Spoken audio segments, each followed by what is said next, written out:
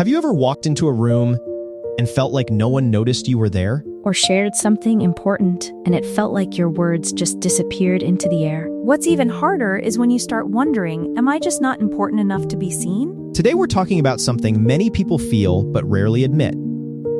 Invisibility. Not physically invisible, but emotionally invisible. Why do so many people feel unseen, unheard, and overlooked, even in relationships, workplaces, and families? It's a silent epidemic almost. Let's talk about it.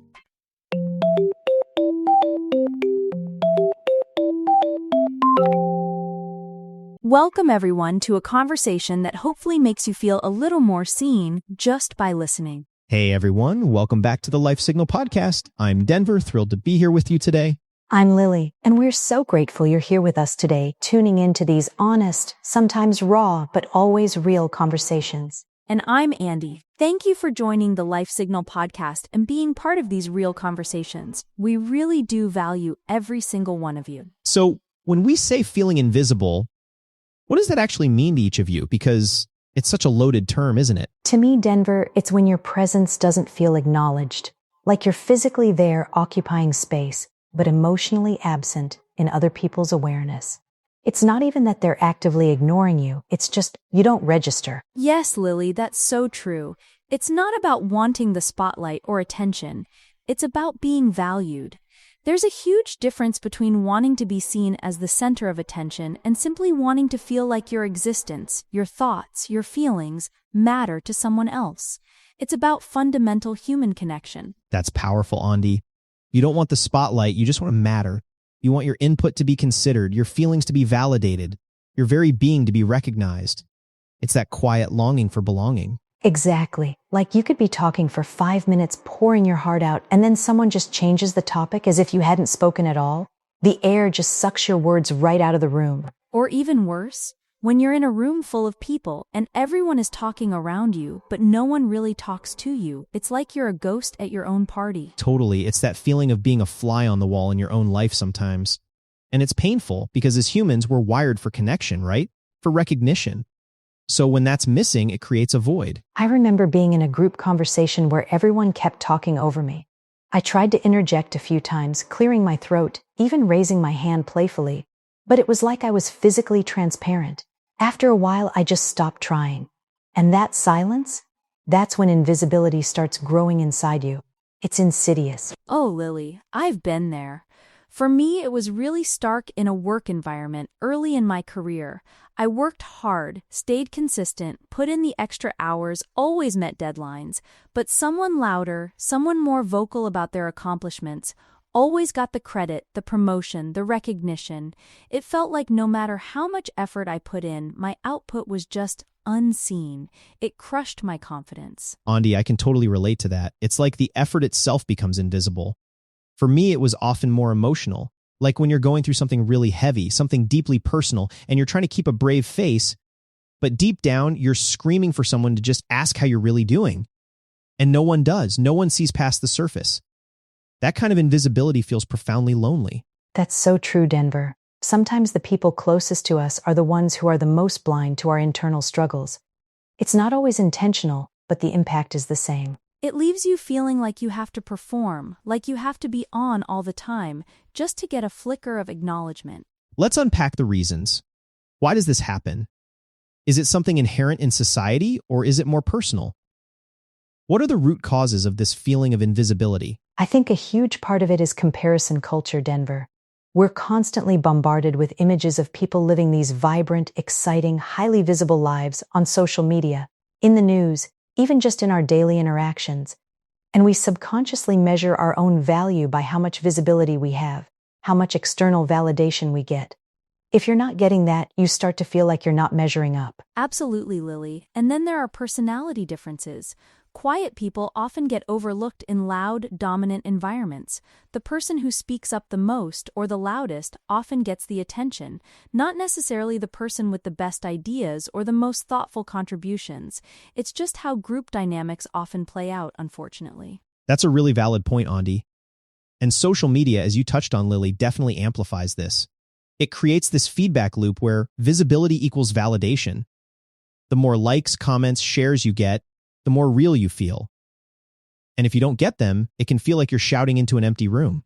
But that's the trap, isn't it? Attention doesn't equal genuine connection. You can have 1 million followers and still feel profoundly alone and unseen in your everyday life. It's a superficial kind of visibility. And sometimes it's not even about other people, it's about us. Maybe we haven't articulated our needs or we've unintentionally made ourselves smaller. It's a complex interplay. You can feel invisible even in the closest relationships, which is, I think, one of the most painful places to experience it. How does that manifest? Definitely. Especially when communication becomes surface level, Denver. When you stop having those deep, meaningful conversations and it's just about logistics, did you pay the bills, what's for dinner? You lose that intimacy where you truly see each other. Or when someone stops being curious about you, Lily, that's a huge one. When your partner or even a close friend stops asking about your day, not just as a formality, but genuinely wanting to know what's going on in your head, what you're passionate about, what's worrying you, that's when you start to feel like a fixture, not a person. Andy, that one hits home. Curiosity really does make people feel seen. It's an active act of seeking to understand, to know another person. When that curiosity wanes, it feels like they've finished reading your book and put it back on the shelf, even if you're still writing new chapters every day. And in families, it can be subtle but devastating. Maybe a child feels invisible because a sibling demands more attention, or a parent is preoccupied. Those early experiences can shape how we view our own worth and visibility for a lifetime. Moving into work or school environments, it's a whole other ballgame, but with similar feelings. Recognition culture matters so much here. When effort isn't acknowledged, when your unique contributions are consistently overlooked, motivation doesn't just drop, it plummets. Why put in the extra mile if no one's going to notice? And some people internalize it so deeply, Andy. They start believing, maybe I'm just not that valuable, maybe my ideas aren't good enough. It's a dangerous path because it erodes self-worth from the inside out. They silence themselves before anyone else even has a chance to. That's so dangerous, Denver, when invisibility becomes identity. When you start defining yourself by how much you aren't seen, rather than by your inherent value. And this isn't just about office politics. In school, it can be devastating for kids who are quiet or don't fit in. They just fade into the background, and their potential might never be tapped because no one's really looking for it. Oh, it's a systemic issue too, isn't it? Our education systems often reward conformity and workplaces often reward extroversion. So if you don't fit those molds, it's easier to become invisible. Let's talk more about social media and digital life, because it's such a pervasive force now. Do you think social media makes invisibility worse, or does it offer new avenues to be seen? Oh, absolutely, it makes it worse, Denver. Algorithms are designed to reward visibility. The more engagement you get, the more your content is shown. If you're not constantly posting, performing, or going viral, it can literally feel like you don't exist in that digital space.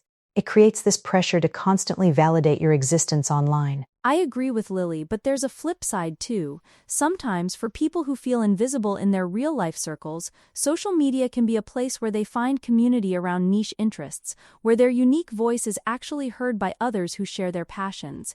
It's a double-edged sword, I think, but the pressure for constant performance is definitely detrimental. That's a good distinction, Andy. It offers a platform, but it also creates a hierarchy of visibility. And that hierarchy can be really damaging psychologically. The irony is, sometimes the most meaningful lives are lived quietly, away from the constant clamor for attention. That's an important reminder, Denver. Loud doesn't mean impactful, and often true impact comes from deep, quiet work, not from viral trends. It forces us to ask, are we seeking validation or connection? And often, social media blurs that line. So, what's the emotional impact of all this? Feeling invisible can lead to profound loneliness, deep-seated self-doubt, and even resentment towards those who seem to get all the attention. It's an exhausting feeling. Or withdrawal. People shrink themselves to avoid disappointment. They stop raising their hand, stop offering ideas, stop initiating conversations, because the sting of being overlooked again is just too much to bear. It's a protective mechanism that ultimately isolates them further. And that's the vicious cycle, isn't it, Lily? You feel unseen, so you show up less, you speak less, you engage less, and then you're seen even less. It reinforces the belief that you don't matter. It can spiral into anxiety, depression, and a real sense of purposelessness. It can also lead to a complete loss of self. If no one is reflecting your true self back to you, you start to question who you even are. You become a chameleon, trying to blend in, hoping someone will eventually notice a color that sticks. And the anger that can build up, that quiet, simmering resentment that others are seen, validated, when you feel you're working just as hard or trying just as much but getting nothing back. So how do we break that cycle? This is the crucial part. For those listening who are nodding along, feeling that pang of recognition, what's the first step to feeling seen again? I think, Andi, it starts by expressing yourself, instead of assuming people know. We often expect people to magically intuit what we're thinking or feeling, especially in close relationships. But people aren't mind readers. We have to verbalize our needs, our desires, our struggles, even if it feels vulnerable. Say, I feel unheard right now, or I'd really appreciate it if you listen to this. And Denver, building on that, choose environments where your voice is welcomed. If you're consistently in spaces where you're talked over or your contributions are ignored, maybe it's time to seek out different groups, different friends, a different workplace. You deserve to be in places where your presence is valued, not just tolerated. That's such a vital point, Lily. And also, be the person who sees others. Sometimes the fastest, most effective way to break out of feeling invisible yourself is to actively look for the invisible people around you. Ask the quiet person at the meeting for their thoughts. Check in on the friend who's been a bit withdrawn. That act of seeing others creates a ripple effect, and often it comes back to you. That's huge, Andi. Sometimes the fastest way to feel seen is to genuinely see someone else. It shifts your focus from what you're lacking to what you can offer. And that empowerment itself can make you feel more substantial. It's about cultivating a mindset of presence, both for yourself and for others. Being present, listening actively, not just waiting for your turn to speak. And setting boundaries too. If someone is consistently making you feel invisible, it's okay to limit your interaction with them. Protect your energy. What if invisibility isn't always rejection? This is a tough one to swallow sometimes, but it's an important perspective shift. Explain that, Denver, because for many it feels exactly like rejection. Sometimes people are simply distracted, overwhelmed, or genuinely unaware of what you're going through. It's not a dismissive act targeted at you. It's a reflection of their own internal state or external pressures. They're not intentionally trying to make you feel unseen. They're just not seeing anything very clearly in that moment. It doesn't make the feeling any less valid, but it can shift the narrative from I am unworthy to they are preoccupied. That's a powerful reframe, Denver. And sometimes it's a sign that you're outgrowing a space or a relationship. Maybe the environment you're in no longer aligns with who you are or who you're becoming.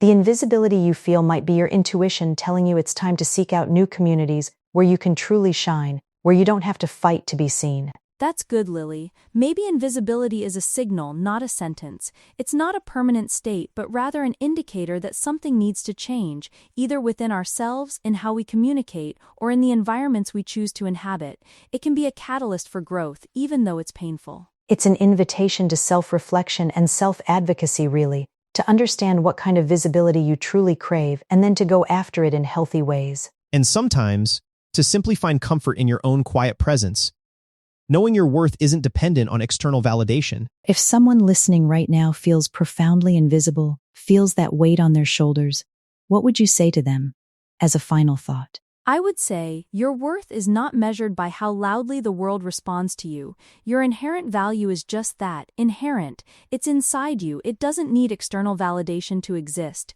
You are enough, just as you are. And I'd add, you matter, even when it feels quiet.